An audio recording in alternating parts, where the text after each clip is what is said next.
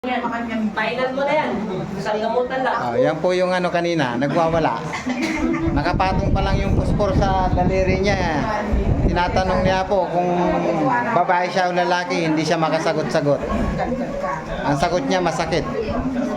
Wala daw siyang alam kanina. Tinatanong niya po, di makasagot. Ano tayo, kumusta ang pagkaramdam mo ngayon? Yung sa mata mo, medyo luminaw na siya. Gano'n nga po siya naglalabo nga po. Matagal mo na bang nararamdaman yan, te? Mga ilang buwan na? Taon na? Taon na? Sayang eh.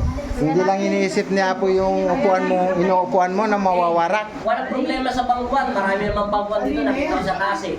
Ang iniisip ko to, baka matagal mo, hindi ka niya mabuhat. Masama pa kayo taon. Lagi nga taon pa taon-taon nagpapalo po ako. Sinikap. Dahil sa ano po, lahat. Wala na sakit yung tingin mo. Wala na sakit ngayon. Kahit ganun mo. Wala na. Tawag niya sa sakit mo, palipad ng hindi yan sumpa. Iba yung sumpa. Okay, salamat. Ates, babay ka na. Salamat ka, Papa Jesus. Dinagaling ka na. Bebesiya. Salamat po. Ram Nueva Ecija, Santa Rosa. Bye-bye, Santa Rosa. Thank you, Lord. Bye-bye po. Ginutin mo niya si ate.